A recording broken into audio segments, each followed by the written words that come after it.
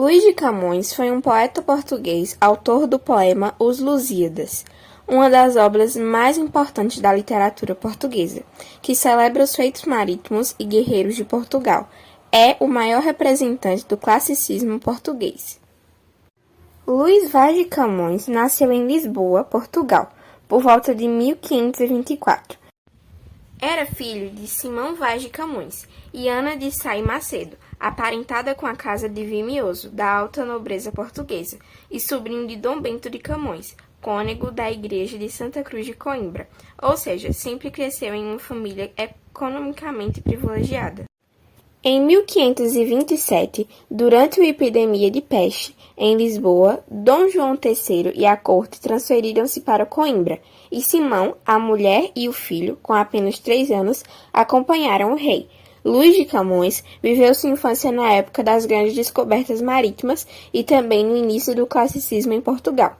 Foi aluno do colégio do convento de Santa Maria, tornando-se um profundo conhecedor de história, geografia e literatura. Em 1537, Dom João III transferiu a Universidade de Lisboa para Coimbra. Camões iniciou o curso de teologia, mas levava uma vida irrequieta, desordeira, além da fama de conquistador, mostrando pouca vocação para a igreja. Em 1544, com apenas 20 anos, deixou as aulas de teologia e ingressou no curso de filosofia, e já era conhecido como um poeta. Nessa época, compôs uma elegia à Paixão de Cristo, que ofereceu a seu tio. Seus versos revelam que ele estudou os clássicos da antiguidade e os humanistas italianos. Em 1544, com 20 anos, encontra-se com Catarina de Ataíde, dama da rainha Catarina da Áustria, esposa de Dom João III, e desse encontro nasce uma ardente paixão, mais tarde imortalizada pelo poeta, que se referia à dama do paço com o anagrama Natércia. Nessa época, a intelectualidade nacional era incentivada, sobressaindo-se os escritores, pensadores e poetas, como Sá de Miranda e o próprio Camões. Em um sarau, que é o mesmo de uma reunião festiva, seguido de um torneio poético, o espanhol Juan Ramón, sobrinho de um professor da universidade, sentiu-se ofendido por causa dos versos de Camões. Seguiu-se um duelo, e o espanhol saiu ferido, o que terminou na prisão do poeta, sob o protesto dos estudantes. No final de muitas discussões, Camões é perdoado, com a condição de ser desterrado, ou seja, expulso de suas terras durante 1 ano em Lisboa. Na capital, os versos do poeta eram apreciados pelas damas da corte. Era perseguido por outros poetas, sendo vítima de muitas intrigas, para desprestigiá-lo e afastá-lo da corte. Para fugir das perseguições, em 1547, Camões resolve embarcar como soldado para a África.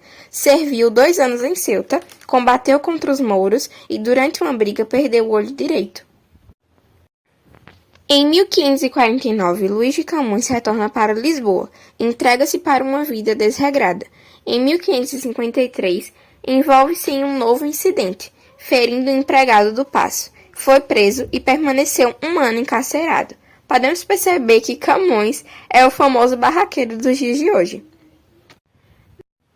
Nessa época, inspirado nas conquistas ultramarinas, nas viagens por mares desconhecidos, na descoberta de novas terras e no encontro com costumes diferentes, escreve o primeiro canto de sua imortal poesia épica, Os Lusíadas. Posto em liberdade em 1554, Camões embarca para as Índias, esteve em Goa e toma parte de várias outras expedições marítimas. Posto em liberdade em 1554, Camões embarca para as Índias, esteve em Goa e toma parte de várias outras expedições militares. É nomeado provedor em Macau, na China, e durante sua estada aí, escreveu mais 6 contos de seu poema épico. Em 1556, parte novamente para Goa, mas sua embarcação naufraga na foz do rio Mekong. Camões consegue se salvar nadando, levando consigo os originais dos Lusíadas. Chegando a Goa, é preso novamente em consequência de novas intrigas. Rapaz, dá pra ver aí que Camões não tinha realmente medo de briga, viu? Ali, recebeu a notícia da morte prematura de Catarina de Ataíde. Dá pra ver que o amor machuca desde que o mundo é mundo. Só que a diferença é que antigamente não tinha Marília Mendonça nem João para sofrer por amor. Então a única opção que tinha era escrever poemas, que foi o que Camões fez e é o que nós conhecemos hoje, todos aqueles poemas de sofrimento amoroso. Em 1569, Camões resolve voltar para Portugal e embarca na nau Santa Fé, levando consigo um escravo que lhe acompanhou até seus últimos dias. Chega a Cascais em 7 de abril de 1570. Depois de 16 anos, estava de volta à sua pátria. Em 1572, publica seu poema Os Lusíadas, que celebra os feitos marítimos e guerreiros de Portugal. Camões faz do navegador uma espécie de símbolo da coletividade lusitana e exalta a glória das conquistas, os novos reinos formados e o ideal da expansão da fé católica pelo mundo. O poema é composto de 10 cantos. Cada canto é formado por estrofes de 8 versos. Com sucesso, Camões recebe do rei Dom Sebastião uma pensão anual, que mesmo assim não o livrou da extrema pobreza em que vivia. Inspirado em A Eneida de Virgílio, Camões narra fatos heróicos da história de Portugal, em particular a descoberta do caminho marítimo para as Índias por Vasco da Gama.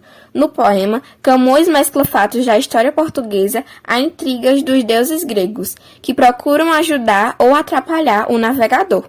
Um aspecto que diferencia os Lusíadas das antigas epopeias clássicas é a presença de episódios líricos, sem nenhuma relação com o tema central, que é a viagem de Vasco da Gama. Camões foi um poeta sofisticado e popular, o poeta erudito do Renascimento, mas às vezes se inspirava em canções ou trovas populares e escreveu poesias que lembram as velhas cantigas medievais. Além de Os Lusíadas, Camões escreveu poemas líricos, versos bucólicos e diversas comédias, e uma coleção de sonetos de amor, entre eles o mais famoso, O Amor é Fogo que Arde Sem Se Ver.